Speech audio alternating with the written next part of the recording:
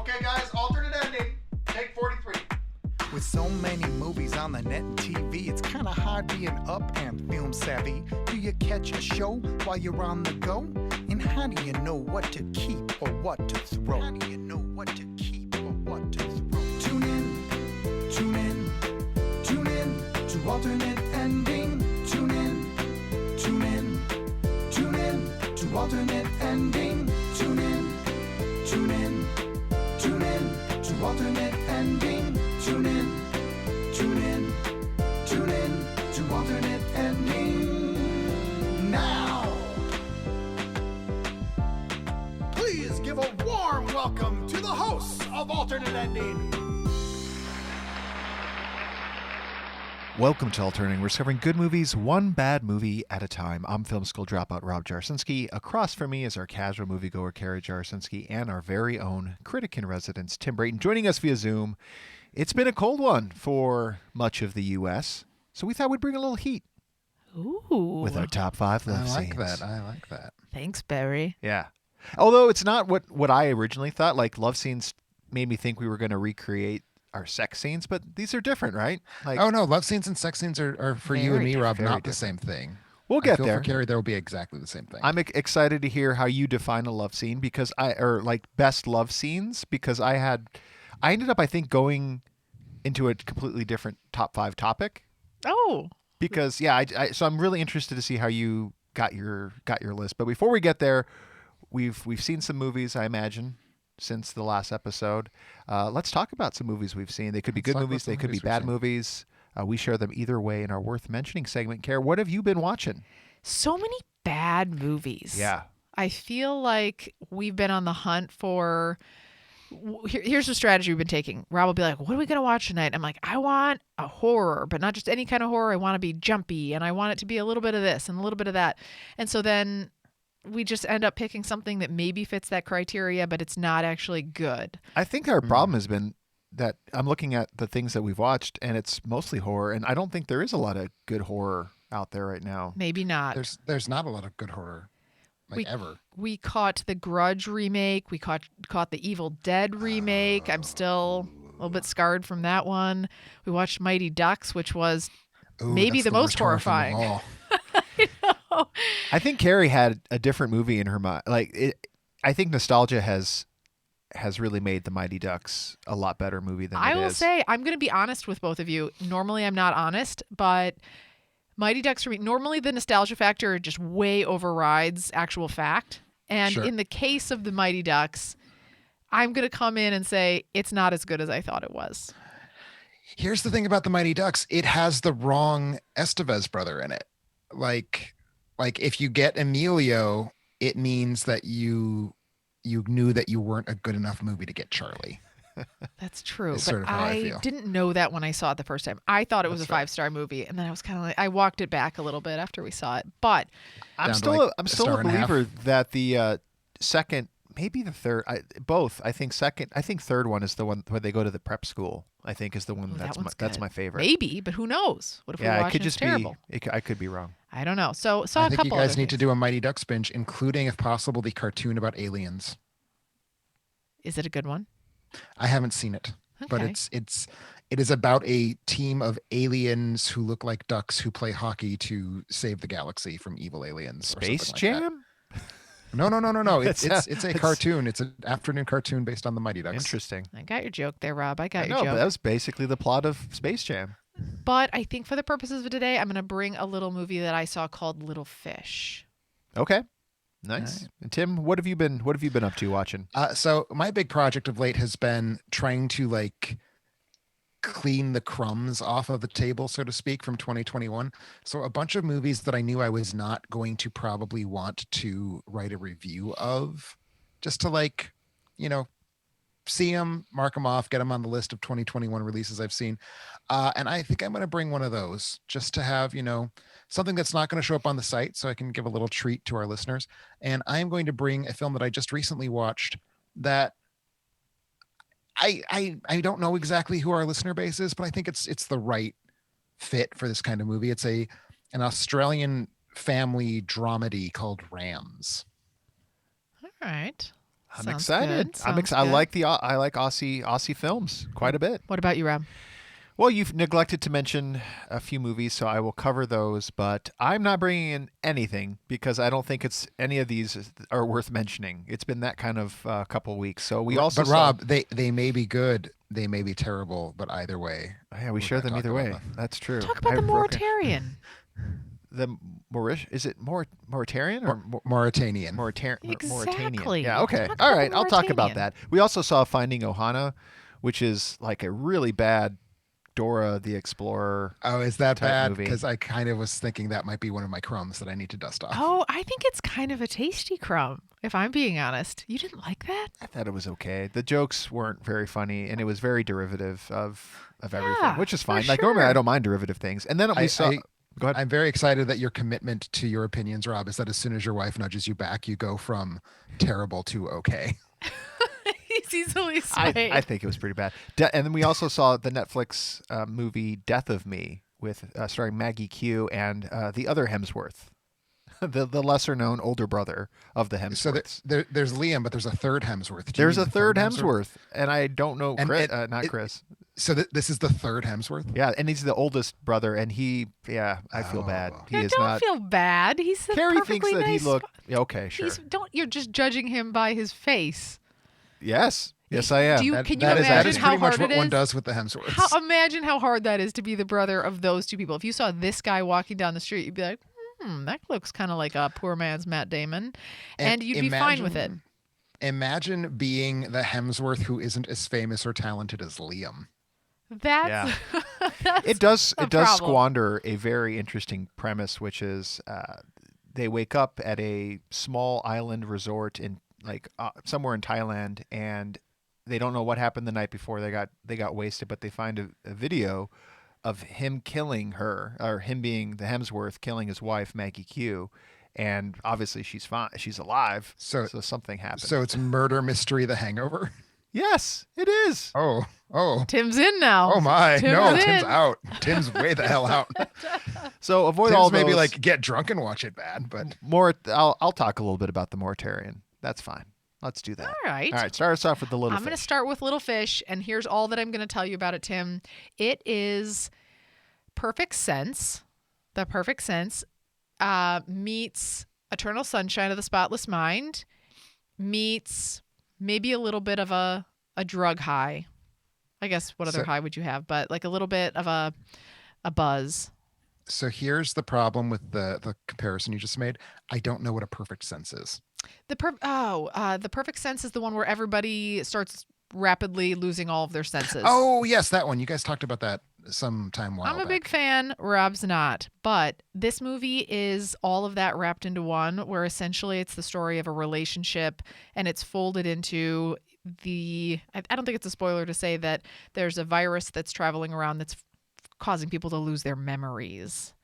And so it's the wrapped up in this love story, intense love story and relationship of what do you do when your partner may or may not be inflicted with this?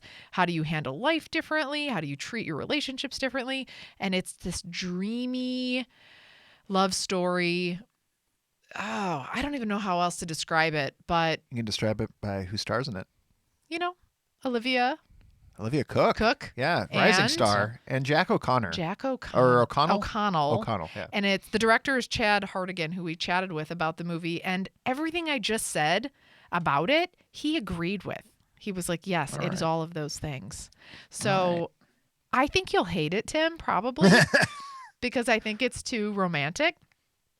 Did you but- know Olivia Cook was British?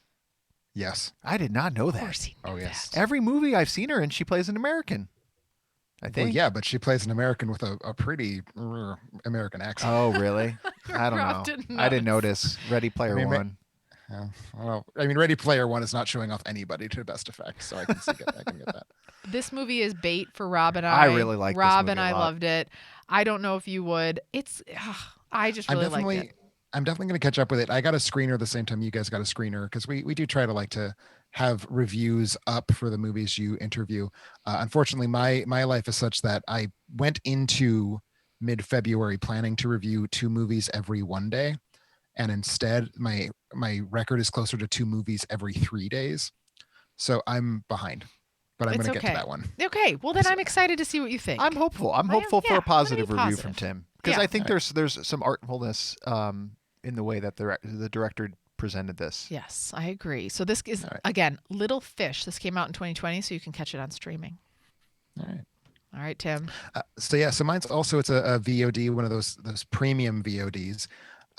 So the film is called Rams, and it is a remake of an Icelandic film from 2015, which was also called Rams. Of course, Rams in Icelandic. And basically the hook here is that there are 2 brothers, Sam Neill and Michael Caton. Sam Neill being, of course, someone we all know. Michael Caton, I get the impression, is sort of like a well-liked Australian TV character actor who Americans have never really heard about.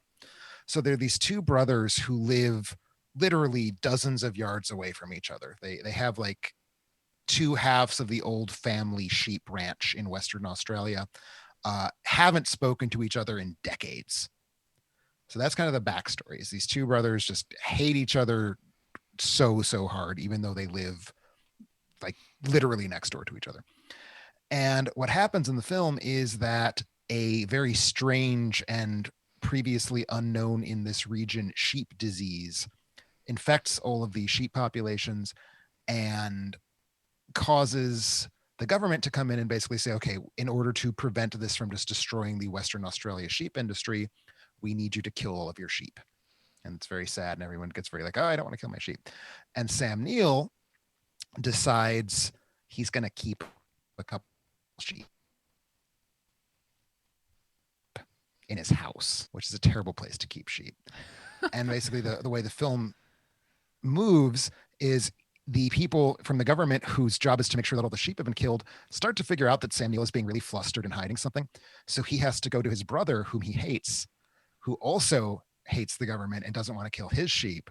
And they kind of like team up to figure out a way to protect the sheep.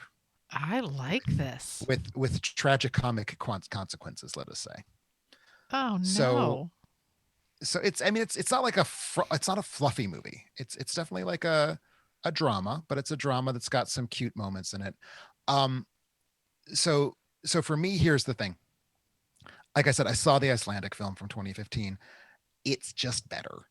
Like, it's just a better film. It's tighter. It's like 26 minutes shorter, and they're 26 minutes that the new film doesn't use very well. And it just works better in Iceland than in Australia. So part of me is like, well, I really thought this was just a completely dull, missing the point remake. But, and here's why I wanted to bring it up for worth mentioning. If you have not seen the Icelandic film, I think this is probably actually pretty solid. Sam Neill's great in it. And Michael Caton, I don't know. Let's go with He's one of also, them. Yeah. Mike's also really, really good in it.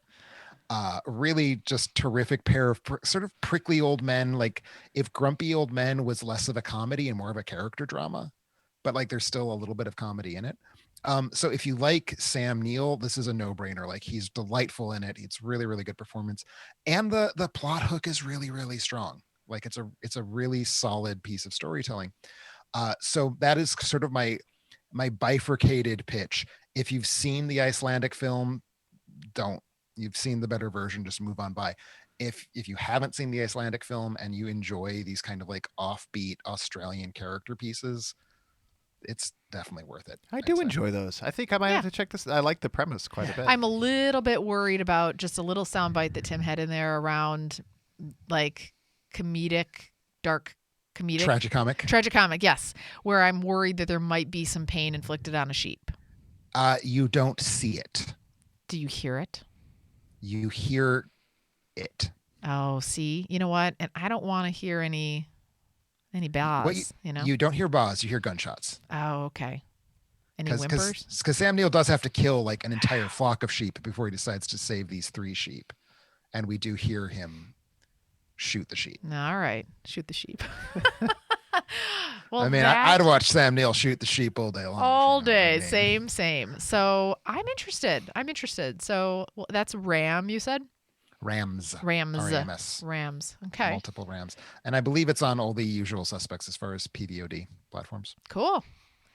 All right, Well, Rob, give it to us. I'm bringing the Mauritanian as Carrie forced me to do, and I it forced have me. to. It's not a force because it is a good film. It is good. Yeah, it's based on the true life story of a prisoner of Guantanamo Bay.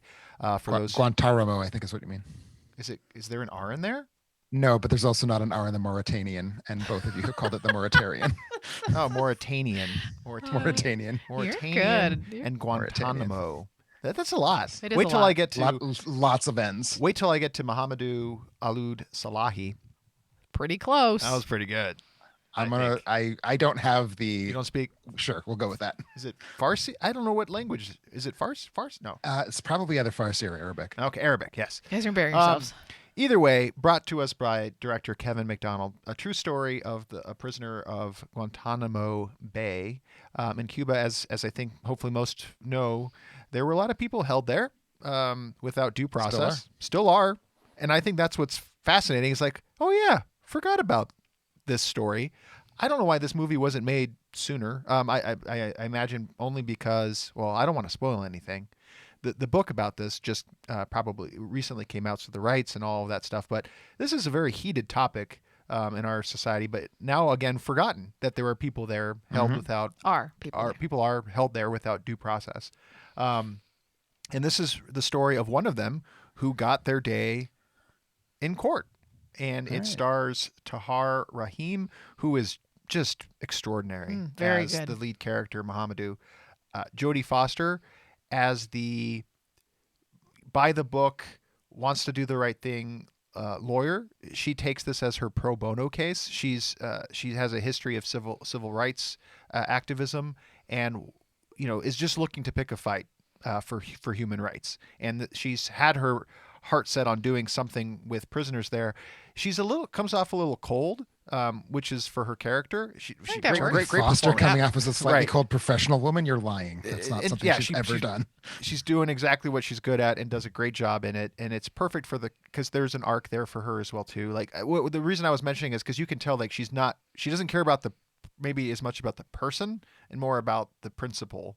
And then all of a sudden you're also given Benedict Cumberbatch as the I thought that was a weird role. Yeah, it's an odd role to see him in now, coming off of Doctor Strange and all the higher profile things.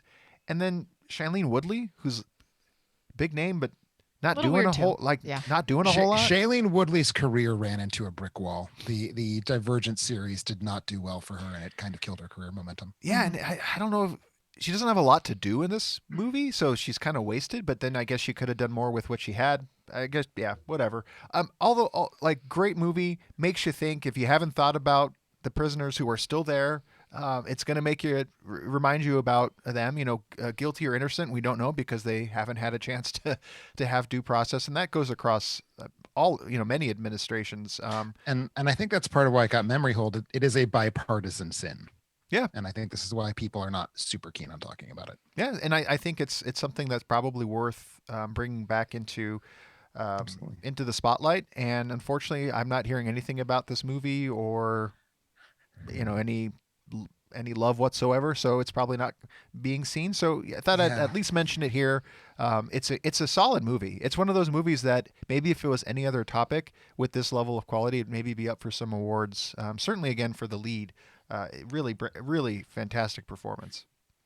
Yeah, they definitely positioned it to try and take advantage of the late Oscar eligibility almost exactly the same way that Land did. And much as has happened with Land, it just didn't pan out. And I think one of the things that is holding it back, this feels like a film that absolutely should have gone day and date VOD and didn't. It's playing in theaters only right now. And I believe you two saw it on a special sneak preview. I was not able to get into the same sneak preview. I actually really want to see this film. And I will say that I watch a lot of movies these days because they fall off the back of a truck. And the truck has just not been stalking the Mauritanian. So it's definitely not a film that people are able to get a hold of, I think is the big problem. The weirdest thing about it for me, so the minute this was, after it started and the minute it was over, the reason why I liked this movie so much is American like the U.S. has done a lot of terrible things, and it's never highlighted in film. Like every other country is always the villain, and they always point to certain countries that's the villain. And it's like, oh, no, we've been the villain many times. We've caused many problems for many countries, and you don't ever see that in film. And I feel like sometimes that's where the division comes from, is the way that we portray other countries. And this offers a perspective of somebody else and doesn't maybe necessarily paint the U.S. in the most positive light either. And I just liked that it did that. Like, you just don't see that very often. I would like to suggest you would really get off on the wild world of Chinese blockbuster cinema. How Yeah, what is I it? don't Wolf even know what that Brigade? means. Is it Wolf Brigade? Wolf Warrior 2. Okay. Which there's a lot of like, in order to get a movie made in China, you sort of implicitly have to blame some group of white foreigners for the problems of the world. And Americans show up a lot as the group that gets blamed. All right. So definitely if you are interested in seeing movies blame Americans, contemporary Chinese cinema, definitely the way to go. All right. And another odd casting choice I forgot to mention, Zachary Levi. Oh, yeah, that was Shazam. weird, We have too. 2 superheroes in here, from one from DC, one from Marvel. Zachary Levi playing just like a small character. Yeah, very weird. Yeah. Interesting. So those were the movies we've seen. Some you can find on our website, others not. But that's why you listen to the podcast. You got to get the full picture. Scoop. But before we head to our break, you might be wondering about ways to support the show. Gert Urxis. Get early access and exclusive content. Make us watch a movie. Pick your own episode topic and more from our Patreon site.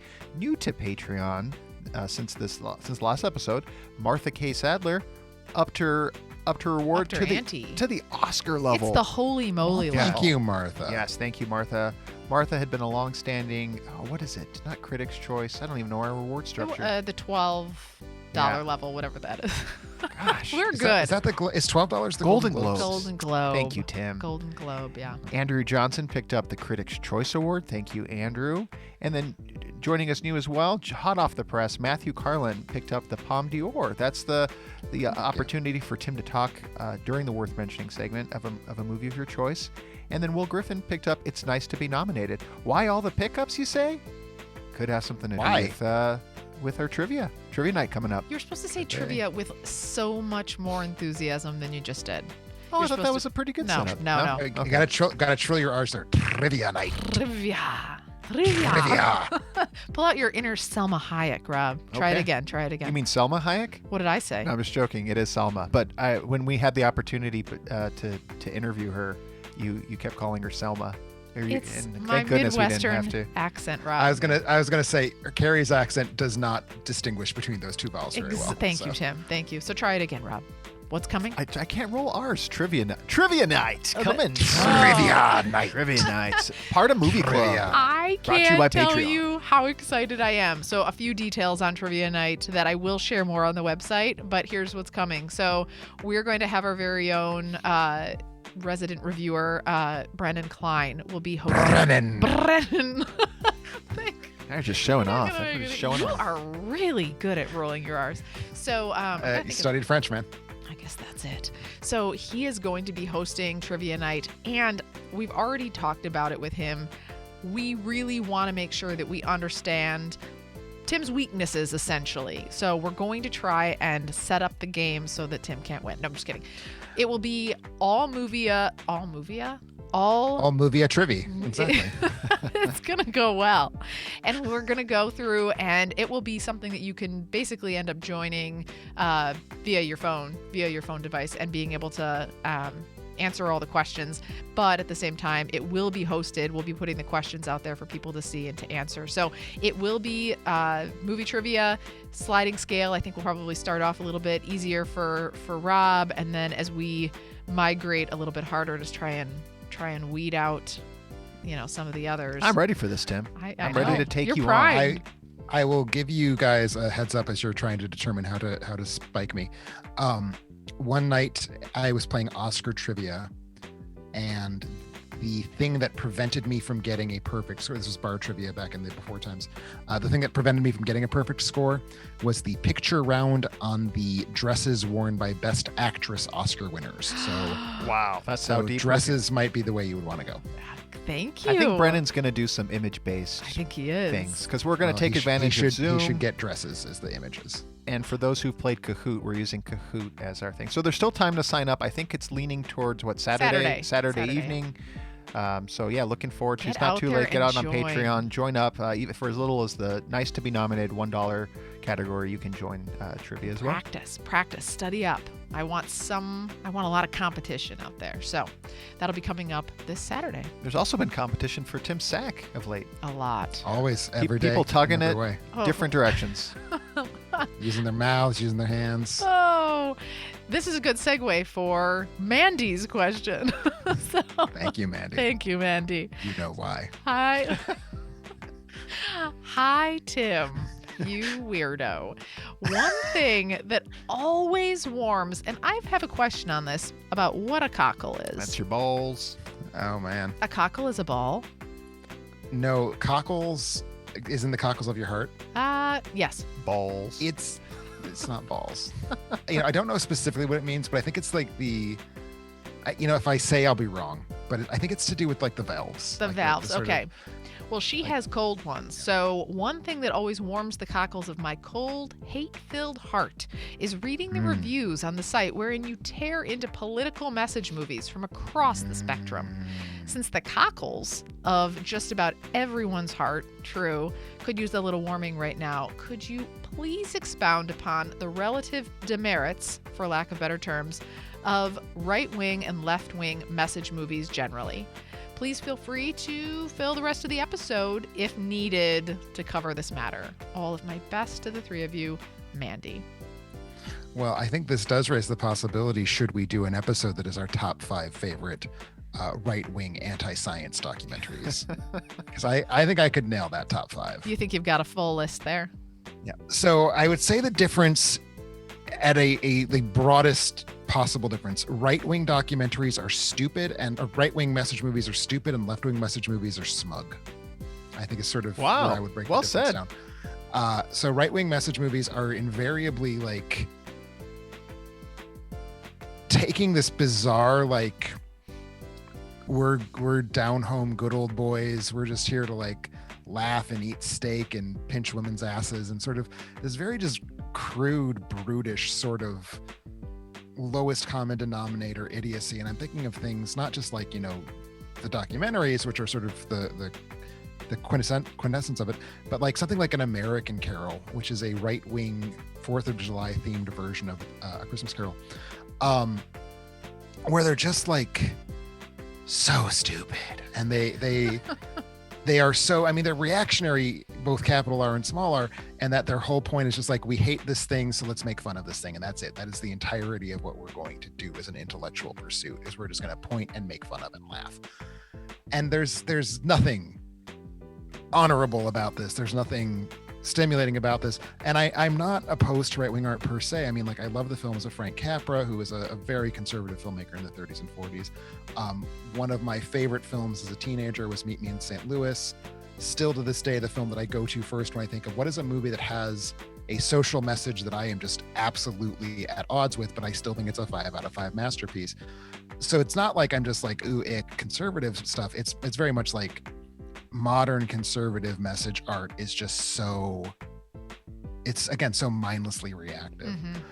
Left-wing art we'll, I think, have a better sense of, because this is the kind of thing that tends to like get nominated for Oscars. It's just very proud of being right, and it's very eager to make sure that the audience is rewarded for being right. So again, it's not really thinking anything. It's not really making an argument. It's basically just saying, well, you are not racist, and that's because you're good. And that's it. And that's like the experience of watching these movies. And that's not rewarding. Like, I don't want to be told that I'm a good person. I want to be challenged by my art. I want to be given new ideas. And I think far, far, far too much progressive art is really all about just saying the thing you already believe is exactly right, so don't change your beliefs in the end. And like, that's not art. That's not what art is supposed to do. I will eat that up too. I'll take that all day. I'm like, Well, it's if you want to challenge yourself to the ride, I have not seen this, but I've heard the plot, and that's Tim. How have you not seen Assassin 33 AD? Have you seen this? Have you heard of this? I have not seen it, but based on the title, I think I can begin to piece out what might be its subject. When a billionaire gives a group of young scientists unlimited resources to study the science of matter transfer, the scientists unlock the secrets of time travel, but they soon find out the project is backed by a militant extremist group who want to go back in time and kill Jesus. I want to see this movie really, really bad. That Your is favorite. That is. I take it Assassin back. Right-wing art is 33. not stupid. That is genius. That is the best hook I've ever heard for a movie. Amazing. Great question, Mandy. Yes, Yeah, thank that's a you. fun question. If Thank you too have a question like Mandy, you can submit those questions to contact@alternateending.com. Also want to thank our listeners who support the show and make their Amazon purchases through our site. Doing is easy. Just go to our website, alternateending.com, click on our Amazon banner, and seamlessly go about your purchases. All proceeds go to making our show better. Since our last episode, had a bunch of groceries.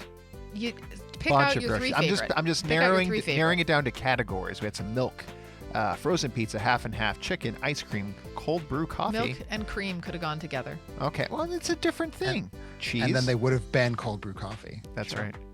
Veggies, yogurt, salsa, fruit, dip, snacks, La Croix. La Croix? I always say that wrong, don't I? LaCroix. Well, it's if you live in the United States, it's called LaCroix. No, LaCroix. Protein bars and paper towels. Thank you for your grocery purchases. We've been doing a lot more anyone, of the Did anyone online. purchase Hint Water? I don't think I saw Hint Water. Just my the. mother purchased Hint Water, but she's been concerned that her purchases through the site are not going through properly. I did not see the hint this time. I have a little trouble with the viscosity of Hint water. I don't know if you've ever tried it.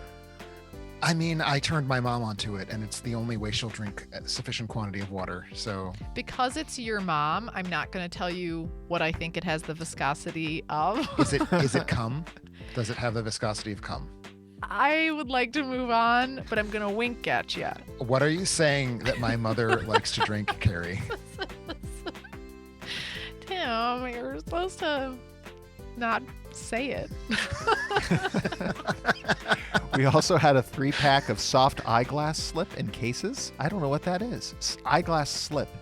What is that? Oh, it's probably those like soft, cushy like envelopes that you can slide your glasses into, Oh, okay. rather than the snappy like clamshell ones. I prefer those. Yeah, the snappy ones. You can get your finger pinched in there. The snappy ones are nice because they make a click sound, and I like the sort of tactile feedback that I've actually put my glasses away. We also had a hand grip for the Nintendo 2DS XL. Ooh, getting into it. Yeah. Oh, Some yeah. light therapy. Someone picked up a light therapy unit. Gotta, with all the cold front and the absolutely. darkness that's been out here, people got the what is it? The seasonal depression. Seasonal affective disorder. Seasonal effect. It's easy to remember because it's sad. Oh, It is sad. Although, shouldn't it be said? Oh, Seasonal effective, not effective. Not effective. Not a It is noun. effective at making you sad. I see. oh! Someone got a Laura Vintage Gene Tierney Vincent Price movie poster, 11x17. Oh, fun. yeah, that's fun. It's fun. Also, movie. Nevler's natural handcrafted Himalayan salt lamp, again for those sad. Someone's for the going on a mood. Saltland binge. It is. Also, the We had a Hillman Saltland last time. the Hillman Group half-inch, that's a lot of measurements. 5/16. Tell me about it. I'm glad half-inch that button. you sped it up Oh, with it's the okay. groceries. Got it. Okay. 8-pack socket wrench. Just the set. socket wrench. Yeah. Yep. CDs and vinyl. Ocean Avenue. That sounds like something I should know what the album is, but I don't. Neither do I. And books and textbooks. Here it goes. Here it goes. Had a ton of them. The Bible in Aramaic. Aramaic. Aramaic. Aramaic. Dang it. You were, Rob, were challenged in particular in this episode to Wasn't a pronounce challenge. these words correctly. I was basically given a pass because of how poorly I do by the listener who. Rob said, I'm going to do it. I'm going to come in and do it right. The Mediterranean diaspora in late antiquity. What Christianity cost the Jews? Ein Yaakov. Quite a lot, is my understanding. It did a heavy price. The ethical, inspirational teaching of the Talmud, Abraham's promise, Judaism and the Jewish-Christian relations, an introduction to Jewish-Christian relations, heresy and the politics of community, the Jews of the this one's got Fatimid Fellatio? Caliphate. Well, the second word is caliphate. I'm not exactly sure about the first word. The lost archive traces of the Caliphate in Cairo Synagogue, and Le Coran des Historiens, That's not right. the French edition. My it sounds goodness. like a French translation of the Quran. Hello. Yeah, that was my guess as well. Someone also picked up horror TV. Hopefully I did well on the book readings. I think so. I think I nailed them. I think so. Oh, pet food supplies. Best breed German dog diet made in U.S. Diet food. Diet For food. just for German dogs? Sometimes your pet gets fat. I know, but just for German, like best breed German dogs? Probably for German Shepherds. Sounds like a Nazi kind of situation. I was going to say that we should not let this person meet up with the person who's reading about Christian-Jewish relationships, because I think it could go bad. Sports and fitness. We got a motion text exercise equipment mat for under your treadmill. Hey, Care, why didn't you pick that up for your elliptical that you got?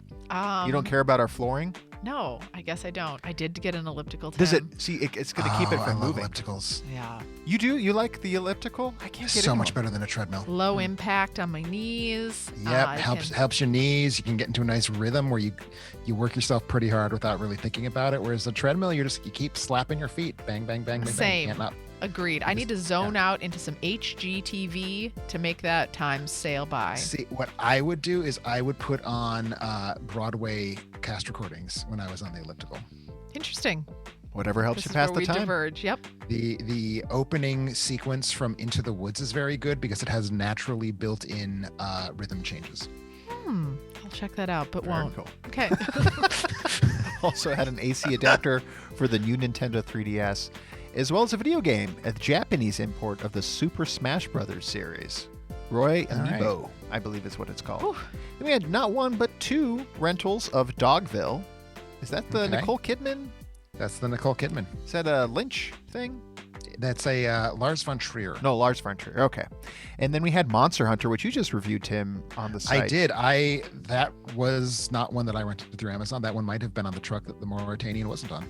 Very nice. Well, appreciate you renting. I want to see that. That's the new Paul W. I dug it. I dug Yeah, I it saw quite a your bit, reviews, actually. yeah. I probably dug it way better than it is. And then a movie I've not heard of, Vertical Mobility, rented on Amazon as well. Okay. All right. Well, when we get Thank back, you. our top 5 love scenes.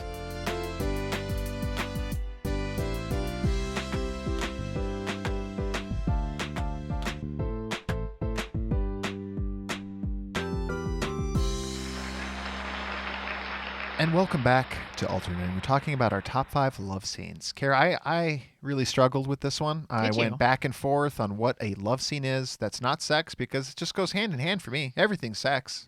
Is it? No, I ended up going a different route on what love scene meant to me, which I think will essentially take over a future category or a future top 5 episode that we could have had. But that's what I think of. I'll get to it when I talk about my criteria. But what was your criteria for love scenes? I don't know. No, I Very good.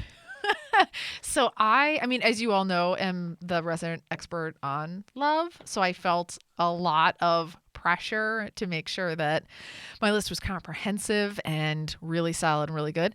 So actually, if I'm being honest, the first ones that came to my mind were like the smoky scenes and love scenes. And I'm like, Sure. you know what? This was kind of turning into my top 5 sexual moments that we had done a while back. So I switched it up and I decided, you know what?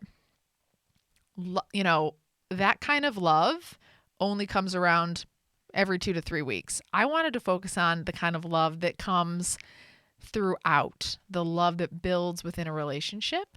And so That's gonna be tough in a scene. I A lot of montages and little much. So what I ended up doing was I started to pull the list together and I said, let's look at the different types of love. So I looked at all 8 types of love that are out there. And I decided to hone in on the 5 types of love that I think are the most important to me.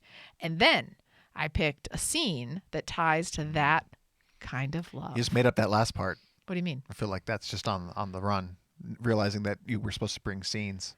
No. No, it's what you Just got. scene. I got Okay. some scenes. Okay, I got good, some good, good. scenes. So I realized love is so much more than smooches under the covers. So if you you know went what I'm you saying. went slow burns. But I got a lot of eros in here. So I got them from all of the actual Greek categories of like what love is, and I tie it to a scene. Fancy. Oh, wow. No wonder why you took so many hours to Fancy. prep this today. You took a lot of time this week. It did take a lot of time. I wanted to make sure it was really good. And then I'm going to tell you a little bit about the scene and then maybe tell you a little bit about why it's important to me. Wow. Okay, Tim. That's a tough act to follow. That's a tough act to follow. I think I'm just gonna ditch and do sex scenes. I don't. I mean, No, you know. So all of mine are romantic love, and I Okay. did think about playing around with that. I was like, well, maybe I'll do like parent child or like a child and his dog, but then again, I said no sex scenes, so those were out. So what I focused on are scenes that felt like they represented a sort of exceptionally intense moment between a couple in love. Yeah. And in some cases, it's the couple falling in love. In some cases, it's the couple reaffirming their love. In some cases, it's just like just the love is so much that it sort of like overwhelms the scene itself. But it is very much about that sort of just like non-sexual. I mean, there can be like sexualness to it, but like this kind of just really intense expression of emotion. Yeah, the way I thought agree. the way I thought about it is it's butterflies, not boners. Oh. Well, it can be both. You were just saving that. I could tell by your face. You were I just came up saving with that. it like a minute ago, and I've just been waiting. You're just waiting for me to. But shut no, up. it's connection. I'm with Tim. It's romantic love. Again, there could be maybe some sexual, but like I went for Ooh, ones I that just were got, a like, bit weird like more chill. pure. And what this ended up morphing into, what I realized what this was, except really maybe for one, it's the quiet moments that the camera spends.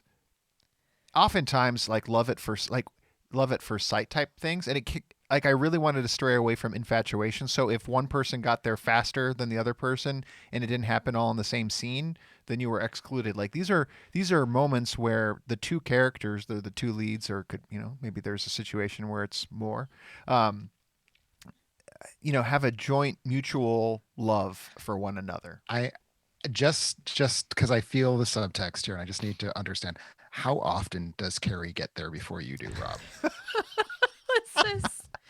Why are you not answering? He's talking to you. Oh yeah, the Don't question. answer the question though. Oh, don't answer Think the of question. a weird way to like spin it, so without saying it. You know I have what no I'm I mean, retort yeah, I for feel that. like the last thing we can do, it's a podcast. We can't just like not talk after I say that. saying? Well, frankly, again, my ask of all of you is I want to know, as you're going through these scenes, how applicable they are to your own Way to love dodge. life. Way to dodge the question. Always. Always. So the answer is, So just to clarify, I'm suggesting, Rob, that you're impotent. Ah, I see where you're Yes, going with this. yes. is it my turn to go It first? is your turn to go first. All right, so I'm coming in For the hot first here. time ever. Oh. I was unprepared for this. I don't know why. I should be prepared, but I wasn't prepared. And now I'm like really heavily sweating. So so my first one. This one I'm going to give you my philia. All right. Oh, speaking of working on jokes, you had that one. Do you have it written down? Do you have philia written down? Philia. Yeah. Oh, I see. I see what philia. you're doing. You're doing the Greek. She's going through You're the Greek going thing. through the This is my Greek philia. love types. So This what is is philia? This is philia is the feeling of love that you get being part of a group. Okay? And to me, this is important because to me, community groups and friendships are very important. And honestly, I don't know if you guys have ever experienced this. Would you say that you guys have ever been in love with a friend?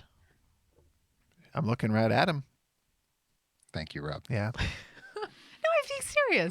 That's Would you say Yeah, you've had I've had a friend that you're fraternal like, love. I love? Sure. I would say so. I wouldn't use this. I wouldn't say I'm in love with my friend, but I have friends whom I love. Yes. But I think there's a distinction between the friends that you're like, oh, I love you, smooches, and then the friends that you're like, no, I genuinely feel a different Oh, yeah, yeah, yeah. closeness. Oh yeah. Yeah. Okay. So I've had friends, like maybe But one. not so close that I'd like finger them, but Right. There's a boundary. Like I have friends There's a that I've boundary. slept with before, but we stay on our sides of the bed. Or I've had friends that I've smooched before, but it's just a smooch, not like a smooch. This podcast is Just a going. It's smooch. going to weird places. some nice friendly handies. Just nothing serious. We're just Right. bored. Very like platonic, in that Exactly. way. So I say this all because these are the feelings that I got when I saw this movie. This philia, this feeling of part of a group, but also this like rich friendship that leads to a love. And I felt this really hard in the movie Hustlers. And which scene in particular? I'll tell you which Oh, scene. I know what scene. Do you? Which one? Maybe. When she wraps her Yes! in the coat. In the fur coat. That is a good showing of love. It is. And J-Lo is this powerful matriarch. If you've missed this movie, you should see it. It's basically a bunch of exotic dancers go out and decide to hustle these dudes that come in and throw money at them to hustle more money away from them.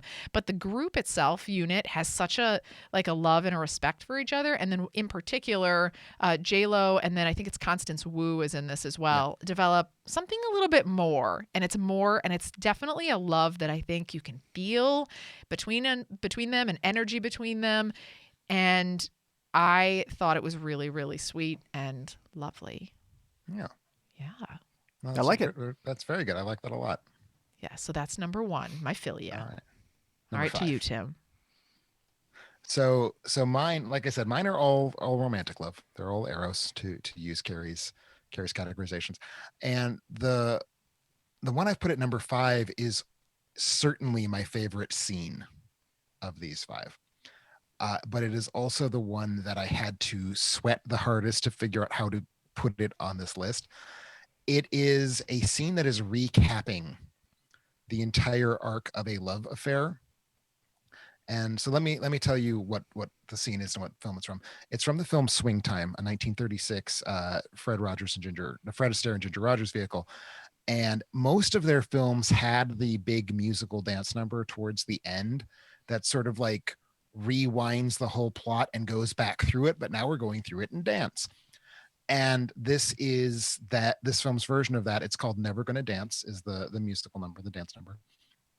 And it's basically sort of metaphorically taking us through when they meet, they fall in love, they want to be together, but there's another guy and she's going to sort of be with the other guy. And at this point in the plot, it appears that she's going to be stuck with the other guy.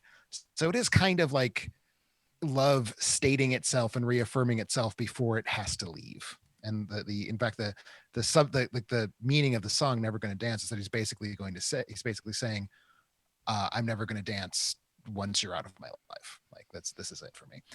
And it's just this incredibly beautiful 2-person dance number by Fred and Ginger, doing the craziest, most fluid, elegant, graceful moves. And you can just feel this kind of intense connectivity between them. Like they're so closely entwined this whole time. They're moving in unison, like they're anticipating each other's movements. And of course that's because the dance is choreographed, but like as you're watching it, it just feels like you're basically watching one organism moving through 2 bodies. And it is my favorite dance scene in cinema. So I kind of had to make sure it got on the list, even though it's kind of an anti-love scene in a way, because it's basically about how they're not going to be together, but it's sad because they are. I'm not surprised to see dance, like at least one of us having dance on here, because like dancing is just very sensual. Yeah, that's why I have Hustlers in general. It sure is. Yeah, it sure is. It is what's the phrase? It's the vertical expression of a horizontal desire. Wow, I don't think I've heard that. Maybe was, that's what vertical mobility was all about. That on the Amazon read there. It could be. Mm-hmm. All I'm thinking about still is J-Lo's butt right now. Mm-hmm. But well, who's among us is not. That's true. Cariphilia. Moving on to my number 5. Let's give it to you. So is this one going to remind you of me? Is this a situation we've been in? Okay. Yeah, because again, this is kind of this first one I'm starting out with, and a lot of mine are this, and this is why I said I might be stealing a top 5 love at first sight type films, but this one really, I remember seeing this in theaters and really just captivated by how the director managed to capture gaze and use gaze as a way to evoke romantic, like there's definitely sexual tension there too, but like I bought in that these two there frequently is other. between the gays. Yes. This is Brokeback Mountain. No. This is Tim, he's completely missed our This jokes, is- Tim. He's completely missing it. wait, what's happening? You keep You kept saying talking gaze, about just how the gaze. filmmakers Got are it. using gaze. Got it. Yes. keep going, Rob. Because you both could be reading from my future list here. This is why it was made uncomfortable. I'm talking about William Shakespeare's Romeo and Juliet. The one with directed by Baz Luhrmann, With Leo Claire and and Leo. Claire. The scene in particular being the one where they see each other for the first time, obviously, and peeking through a fish tank, and oh yeah, just the way that their eyes the way they look at each other is just like these two people are in love. I'm agree. I'm bought in mm-hmm. that these two people love each other, and again there could be some sexual tension there as well too, but I got just love. I got pure love elicited from their kind of like running around and following each other, and yeah, it was just really well done. So that's kind of the basis of why I have it as a love scene. That it communicated love to me in that particular scene. All right. I like that. And I will say, I was thinking about this. I've sort of ultimately decided it would be just ludicrous to have any William Shakespeare stuff on my list. But when I was thinking that I might do a Romeo and Juliet scene, this is the film, right? Oh. Like it's this adaptation and no other adaptation of that play that I think is best at that feeling of love. I don't think it's the best version of the play, but I think it's the one that gets at that sort of like teenage emotionalism the best. Intensity. Yeah, it's yeah, so where I intense. could buy that these two could not live Real- without real good one pick. another. Oh well, I that's very agree. sweet. Thank you. I don't know if you know this, Tim, but what would you guess was the duration after Rob and I started dating before he said I love you? How long do you think you waited? Would you guess? Your wedding night. 21 days, 3 weeks. 3 weeks in. I just say it to Pops everybody. the elbow. Doesn't- Right. I mean, doesn't hold a lot of That's weight. fast, dude. So, see, I think that's why you're drawn to these kinds of movies. I think you're You're just saying that, Tim, because you still haven't even told your parents you love them. Well, of course I don't. You don't want to let have them sex in. with my parents. That's disgusting. What's wrong with you? Oh gosh, you're an intense love person. That's all I'm throwing out there here, Rob. So, speaking of intense, next I'm going to move on to my pragma. You ready for this? Do you know what pragma is? The boring love. It's the enduring one. Yeah. It is. It's the work together with your partner in good and bad, and especially the bad. For me, like I couldn't love you more unless I'm like if I'm really ill and you take care of me, that's like sends you through the roof on the love scale for me. I want to be cared for. So that is why I take into account the movie in which somebody cared for somebody for so many years, even though Rob's reaching out at me right now. I might Is pull it? away. You would think that I would have picked the scene on the blanket because that was sexy, but I didn't. You would have thought that maybe in the rain I would have picked it, but I didn't. But you know what I did pick? It's not the movie I thought, but I'm still going for you. I'm still here with Oh, it's you. definitely the movie. It's definitely the movie I thought she was talking about. Oh gosh. We're still here. I'm still Okay, here. but I did pick at the end when it's revealed that Noah's been visiting Allie for years, reminding her of the same story every single day, just for one moment where her eyes will open, she will remember him, they will embrace, and then very quickly after, she will forget their love again. Ah, my number one. And for the reasons you've said, because it captures all different kinds of like I had so many scenes to draw from. For me, it was when he's bearded and I love his it is beard. the rain like she's walking away like we're not done yet. The agape or not the agape. It's like the eros love. That's like the intense. And that's like all my list was kind of more based on that, but yeah, it's got it all. Yeah. It's I want got it when all. I'm old and gray and I lose my memory. Just this week alone, Tim, I told Rob, I was like, I think I might have cancer. And I was like, and Rob's like, I don't think you do. Oh, no, it's MS. No, and then at one point I was like, I think I have MS. My feet are really tingly at night sometimes. And Rob's just like, it'll be fine. But undoubtedly. Well, yeah, that's because Rob's probably.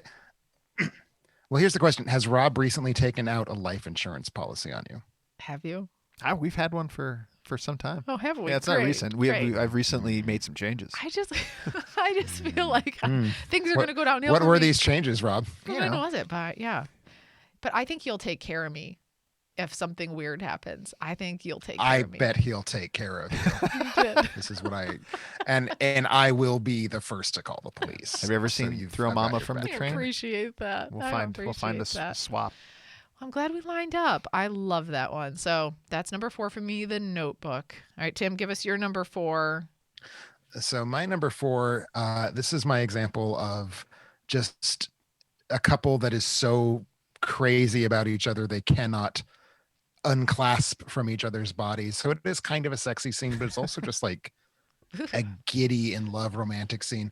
1946 film, so there's nothing, we don't see anything. It's not explicit because you can't in a 1946 film. And in fact, famously, at the time this movie was made, you could not show two people kissing for more than 3 seconds.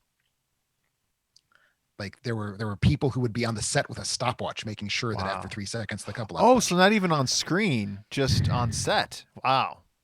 Well, I mean, people can be making out on set, but like you cannot see them kissing for more than 3 seconds. Mm-hmm. So what does Alfred Hitchcock, a notoriously horny director, do? I just said notoriously. Boy, that was a terrible joke.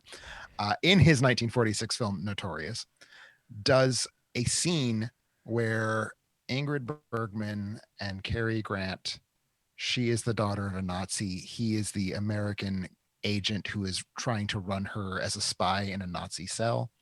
They are in love. Possibly he is pretending to be in love to use her, but she is certainly in love with him.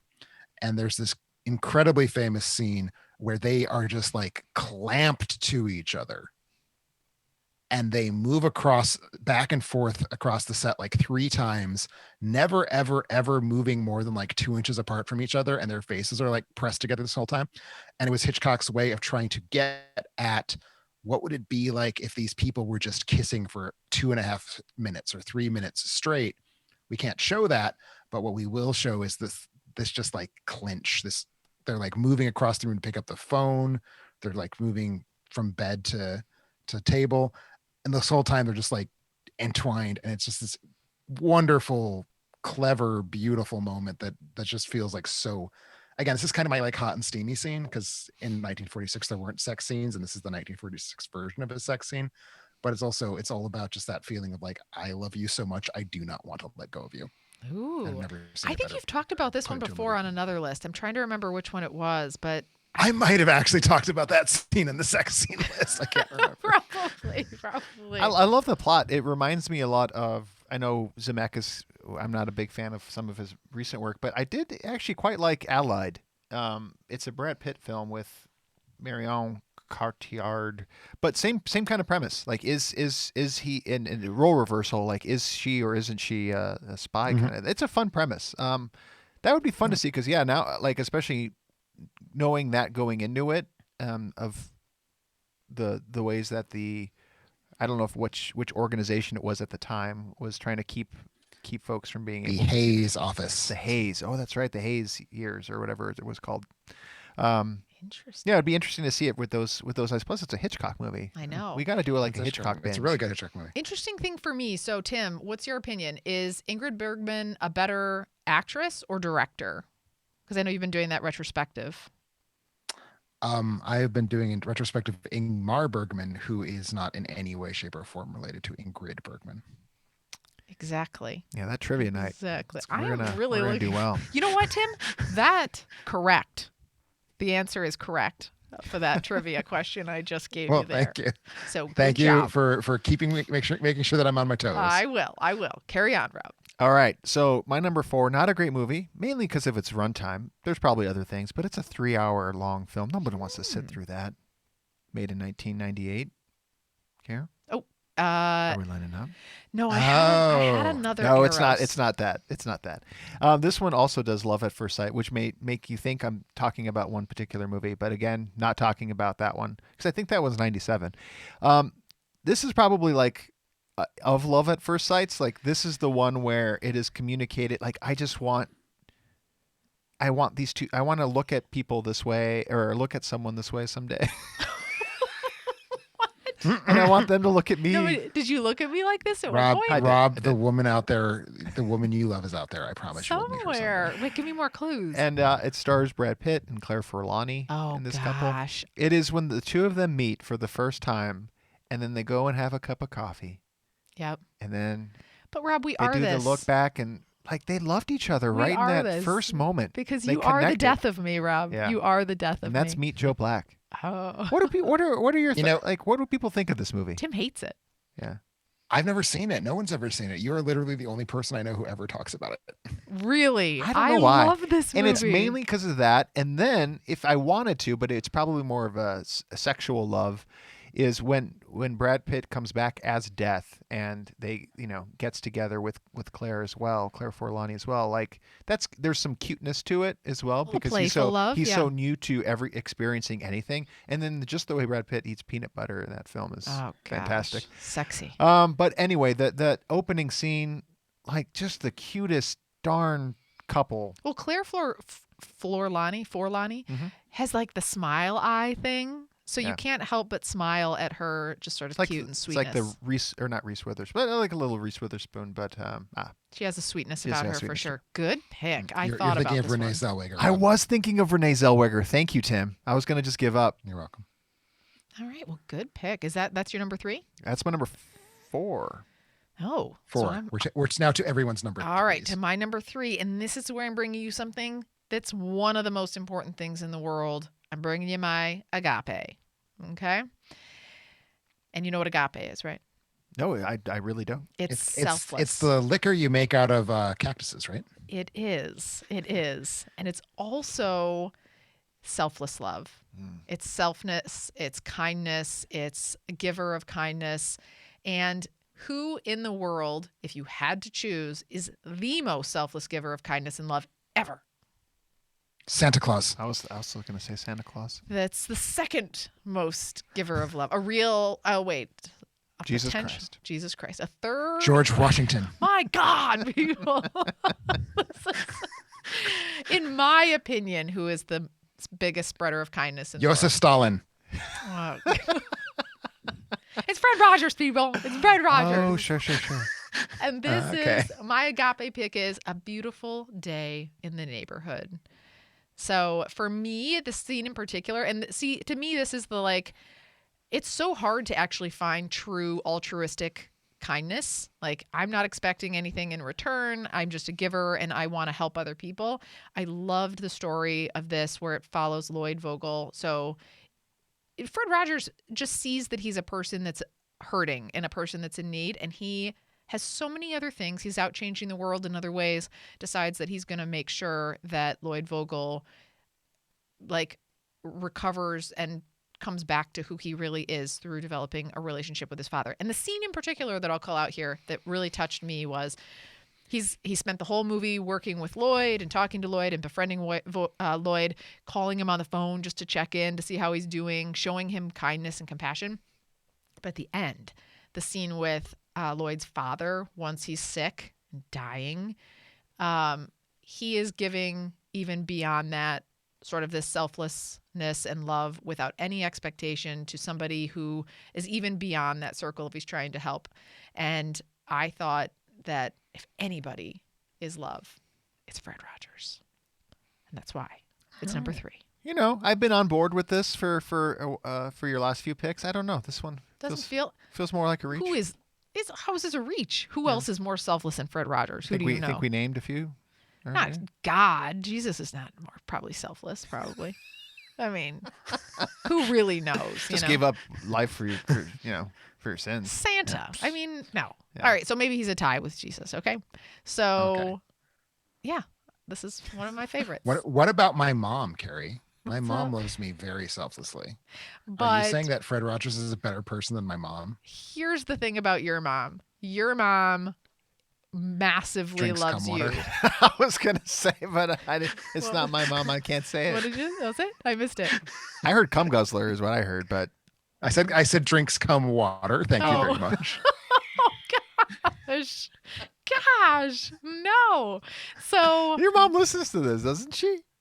no. Absolutely not. She would okay. never listen to this garbage.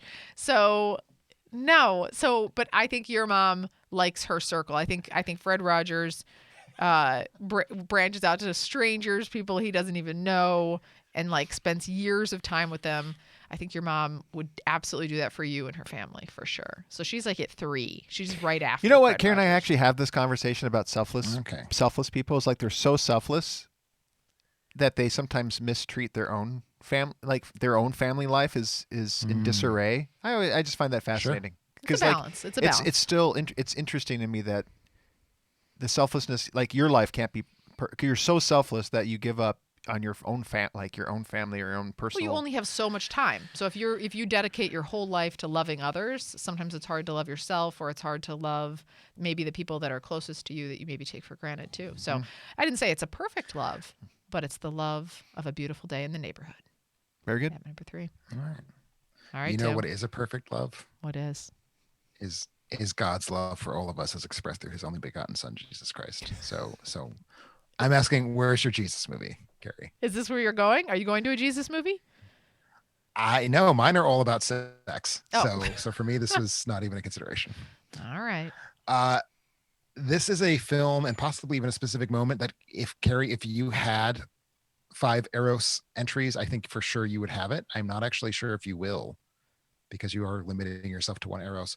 But this is to me, the only great contemporary romantic melodrama, because I think romantic melodrama is a really hard thing to do right. It needs a complete absence of cynicism. It needs just this desire to swoon and be swooned.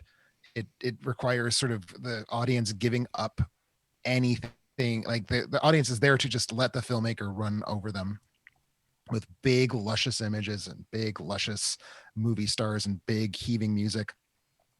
And so that is why I have picked a moment from the film Titanic, which is, I think, the great love story of live action, at least love story of the last 30 years or so. And in particular, when there's lots of options, some of which are more sexy, some of which are more romantic, but the one I've selected as the just just so much sound and image and prettiness is when Jack takes Rose to the front of the ship and has her clamber up on top of the railing and stick her arms out, and she feels like she's flying. That would have been it's like, could have been on the list easily. Care? Number 1? You wanted to pick the car scene though, didn't you? I thought about picking the sketching scene. Oh gosh, the sketching scene for sure. Those are, I would say, all 3 of those, but it's not on my list. No, but for my Eros, but it's way up there. I would say it's in my top 3 Eros for sure. Okay. Gosh, devastating. Carrie, you don't have this on your list? No, I only have 1 Eros, and it's in my top 3. But I got another Eros. That's better than Titanic, huh? Maybe. All right. Well, Tim, great pick. Like I said, Solid. I only had room for 1 Leo on my list, but this one, I easily could have had this on my list. All right, what's your number 3? This is when we were doing the working towards one another with the fist bump. I thought you were talking about this because this is a very pragmatic type of love. What do you call it? Pragma? Pragma. Yeah. Pragma. Enduring love. And there is a scene, I think, where there's a blanket, a picnic blanket. Okay. But I think that comes much later and isn't part of the scene that I wanted. This is probably one of just the best movie scenes of all time. And it gets me crying every single time. It's like the first 5 minutes between Carl Fredricksen and Miss Fredricksen. I don't know her name. Ellie? Ellie. I think Her name's Ellie. Yeah. And the reason I know it's Ellie now is because did you know that it was played by Pete Docter's daughter, the voice? How amazing. I did know that. What it was a test. She was fantastic in it. I thought for sure they got a pro voice actress for that because just so playful with her voice. She was so cute. Anyway, like that's the kind of pragma love that I like. Yeah, I get you. Just built over time, and that wasn't enough time. I wanted it to build over an entire movie for me. Okay, well, but it's a scene. But then it wouldn't be a scene, and this is a scene, and it is a. I like things if you don't get the love that Carl and Ellie have from one another after watching that scene, then you are just made of stone. No, I mean I'm crying right now thinking about it. I absolutely agree, but it just didn't make my list. But good pick. No, thank you. And I'm surprised, Tim, thus far, no animated films. Did not cross my mind. I completely did not think of the scene from Up. But any I'm curious. Okay, I guess we got 2 left. I'm really interested to see if you have any animated films. I've got one that's animated, but animated. I should have had Up. Up feels like it is a conspicuous gap on my list. All right. Well, we'll see. I feel bad. I don't feel bad. Don't feel bad. Rob can I do feel bad. make he likes to feel ahead at some points here. So I have one that I'd like to bring to the table that is my storage love. This is a Greek thing? This is Greek. Storage? Storge? What is it, Tim? Storge? It's probably Storge. That feels right. Storge love. This is familial love. It's my favorite kind of love too. I know it is. If It's you your know mom's what love. I Your mean. mom's a storge. This is for sure your mom. She spikes here. So for me, there's almost nothing more important. So for me, so important. If anybody in my family needs anything, I will forego really anything. I'll forego my own family if my extended family needs help. Rob's nodding. So if my parents need anything, it's just a number one priority for me. So this is a big one in my own love category. But more importantly in this, I think, is the love that you feel for the matriarch of your family too, which in this case is the grandmother. And in this case, a grandmother who may have a timeline that is short. And when a family bands together to bring everybody together so that grandma can see her grandkids and National aunts. Lampoon's Christmas Vacation. Tim, I was building to that. Again, I told you I like to culminate it. But I loved the way that this family dynamic was, how much they loved their grandmother, and they were all willing to put up a ruse of a wedding to bring everybody together just for her to say farewell. And that is The Farewell. And this is a great movie about family love. It is. Yeah. It is. You guys are like anticlimactic. I just said was a very really good. emotional spiel, and you guys are like, oh yeah, sure. Yeah. Doesn't hit for you? Tim and I just, would definitely do the grandma. She is Up the pretty. She's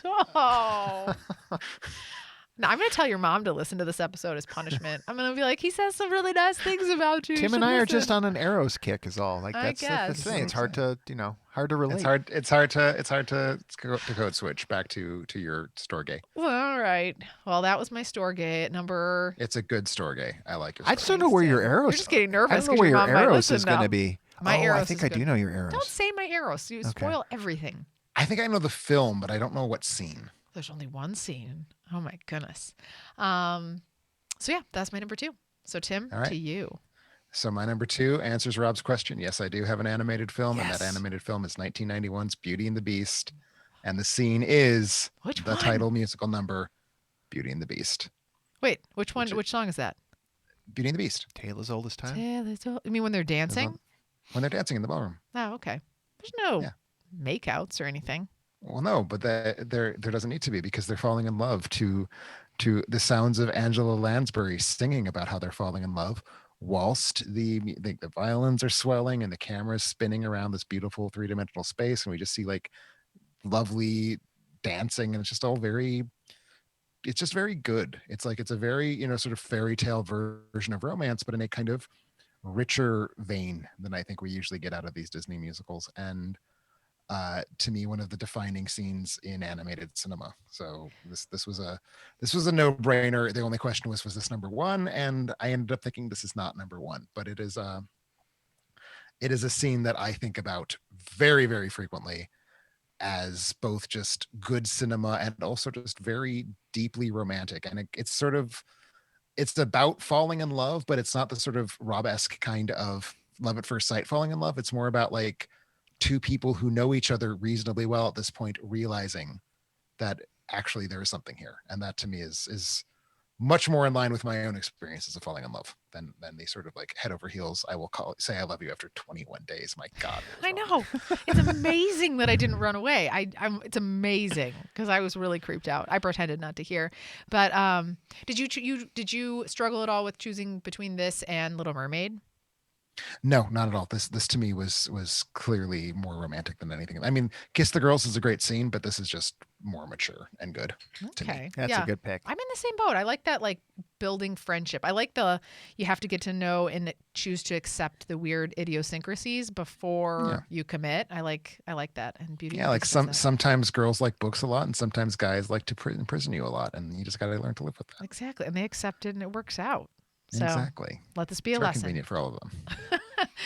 All right, Rob, give us your number 2. My number 2, which is also my last one because you took my number 1 with The Notebook. Sure. My number 2 is one that I got nervous about because you had mentioned it earlier, and that's why I got all flustered. And that is 2005's Brokeback Mountain. Oh. One of the greatest love stories of all time. So, of course, it has a good love scene in it, or a great love scene in it.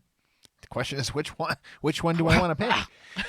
I don't know. Which The one that always gets me is the last scene. Don't tell me because I haven't seen it yet. Yeah, I'm not going to mention the last. I guess Oh, I you won't haven't talk. seen Brokeback Mountain? No. Yeah. I know. You know, all of it. I almost put the last scene of Brokeback Mountain on my list, Oh, okay.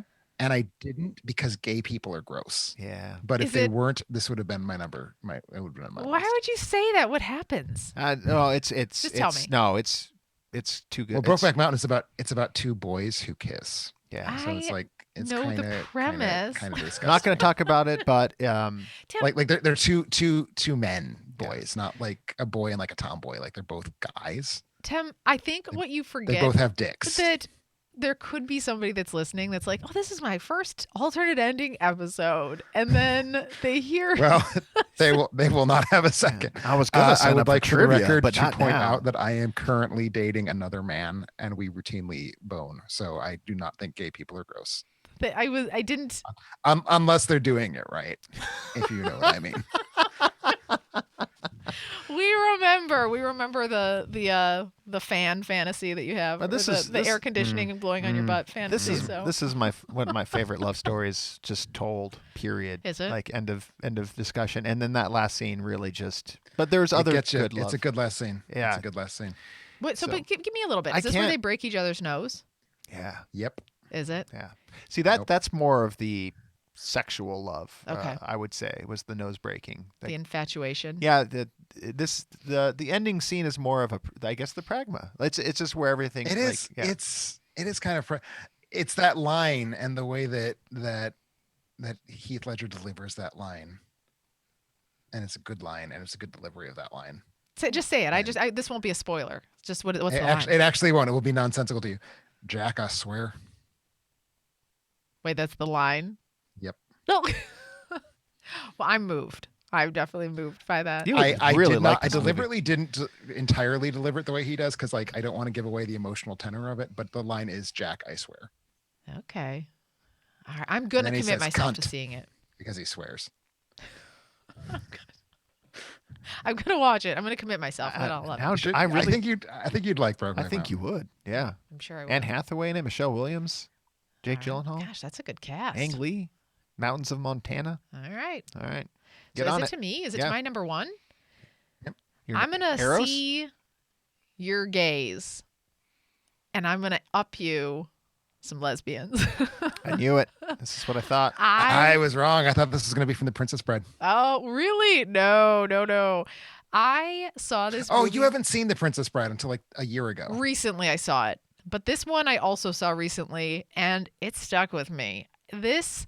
Do you ever watch a movie and it's like your whole, like your skin moves? Has your skin ever moved when you watch a movie? Brokeback Mountain. Oh, okay. So I meant it's- guys' crawl. skin does move, so it's not just your skin that moves; it's a whole thing that moves. It's my whole thing moved on this one. I felt really wrapped up in a love blanket in this movie. This is the intense love Eros. And this is the scene where I just felt overwhelmed. I Googled some things, found out that I'm probably more like a 1 or 2 on the Kinsey scale, maybe, after watching this movie. It shifted you. It shifted me. Oh, for sure. I mean, I knew always that I was probably a 1, but I was like, nope, I'm a 2. I'm probably a solid 2. This is Portrait of a Lady on Fire. And boy, are they on fire. These two are just magical, and the love is palpable, and it's intense. And the scene in particular It was hard for me to choose, but there's a scene in particular where it's like the nighttime scene where they come in and they meet in the bedroom, and she says to her, "Do all lovers feel they're inventing something?"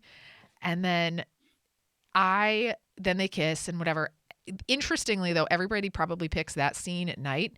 For some reason, there's a scene that comes the following morning where they're laying in bed and it's all bright and the lights are all coming in and they're just sort of wrapped up in sheets and stuff like that. Oh my gosh. And she starts like sketching her. And then she's sketching her in like a little locket thing so that she can take it with her. And then she has a mirror sitting on her pubic area, if you know what I'm saying. And it's so sexy and erotic. And like the whole thing just makes you want to be a lesbian. So It does. I loved this one. And this is how I felt about you, Rob, when I met you, for sure. I was like, oh man, all the skin prickles. Oh. Man, it's so good. I will say this one was on my maybe list, and my scene would have been when she looks at the painting. Yeah, that's what I was going to Oh, say. at the end? Oh, that's on my most devastating moments list. But it's devastating because it's so romantic.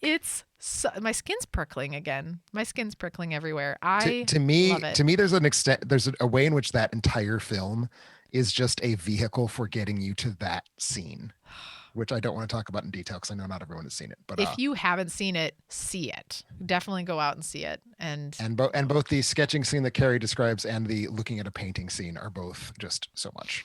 Too much to process, frankly. I'm so glad that this is like not the first list. Yeah, that you've has shown up. mentioned You've this made a lot film out on of this a lot. movie. Yeah. I'm very pleased you like this movie this much because it's so good. It is so good. So yeah, that's my list. So Tim. Well, you and I, Carrie, line up in one important respect, which is that we both understand that the most romantic thing ever in a movie, it has to be from a French director, right? Of course. Like, who knows romance better than the French? I'm kind of horrified that I had 4 films that weren't French on my top 5. But my number 1 is sort of exactly the opposite in a lot of ways of Portrait of a Lady on Fire. First off, because it is indeed a heterosexual love story. Wah, wah. And, just what you're going to do. But also, whereas your scene is kind of just overwhelmingly passionate and heavy and just so full of these pent up emotions, mine is much more just sort of charming and a lark and just pleasant. And it's all just about like this romantic couple just kind of being super, super cute with each other. The film, which I think I have talked about in a previous episode, I'm not 100% sure. The film is Le Million from 1931, directed by René Clair. It is the story of a penniless young man who lives in a garret apartment in Paris, played by, I'm just looking this up real quick, René Lefebvre, who wins the lottery. And he's very excited to win the lottery, and he realizes that the ticket is in a jacket that he is no longer in possession of. So he has to find the jacket to find the ticket. And it becomes this like big, fluffy, elaborate farce to find the lottery ticket so he can claim his million francs and move up to the lifestyle that he believes he deserves, which includes marrying his girlfriend Beatrice, played by Annabella, just the single name Annabella. And of course, because it's a romantic comedy, there comes the point when our two lovers have quarreled over her thinking that he's just being a real dumb dick over this whole jacket situation. And they end up, through this kind of much too complicated to go into series of farcical events, they end up on the set of an opera, like an opera stage. And they're hiding behind a piece of scene craft, like a fake bush or a fake boulder or something, I forget what. And while the two lovers in the opera, played by these two awful divas who hate each other, are singing this very schmaltzy, soaring, romantic aria, we know sort of the two opera singers are just seething with hatred for each other.